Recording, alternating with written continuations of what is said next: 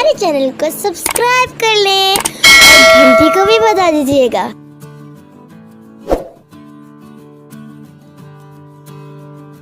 अस्सलाम वालेकुम व्यूअर्स, आज आपके साथ मटन कलेजी बनाने की रेसिपी शेयर करने लगी हूँ। बहुत आसान, बहुत ज़बरदस्त रेसिपी है। इसके लिए हमने 2 अदद प्याज काटी हैं, बारीक काट लीजिएगा और ऑयल में फ्राई कर ली। आधा कप ऑयल लिया है हमने, उसमें फ्राई कर लिया है प्याज को, लाइट ब्राउन फ्राई करना है। ये कलेजी हमने धो ली थी और धो के हमने एक छन्नी में रख ली थी ताकि इसका पानी सारा निकल जाए। अब हम इसको प्याज के साथ फ्राई करेंगे, फिर उसके अंदर लहसुन अदरक का पेस्ट शामिल करेंगे। 2 टेबलस्पून भर के लहसुन अदरक का पेस्ट शामिल करें और 2 अदद टमाटर जिसका हमने पेस्ट बना लिया वो भी इसमें शामिल कर दें। सारी चीज़ों को मिक्स करें और इसको ढक कर हल्की आंच पे इतनी देर पकाएं कि पानी भी खुश्क हो जाए और कलेजी भी गल जाए। तकरीबन हमने लो फ्लेम रखा है और कलेजी गल गई है। ये देखें, कलेजी गल गई है और पानी खुश्क हो गया है। जो टमाटर हैं वो हम इसमें मैश कर देंगे। अब हम इसके अंदर मसाला शामिल करेंगे। नमक 1/2 टेबलस्पून, धनिया पाउडर 1 टेबलस्पून, लाल मिर्च पाउडर 1 टेबलस्पून और 1/2 टीस्पून हल्दी शामिल करके इसको मिक्स कर लें।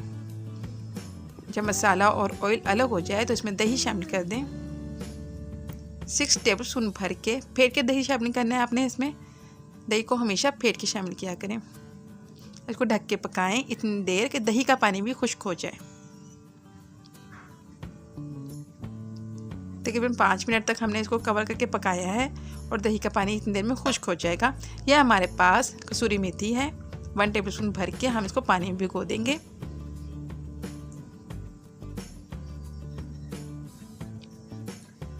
पाँच मिनट के बाद दही का पानी खुश्क हो गया है। ये देखें, ऑयल अलग हो गया है, सारा मसाला मिक्स हो चुका है।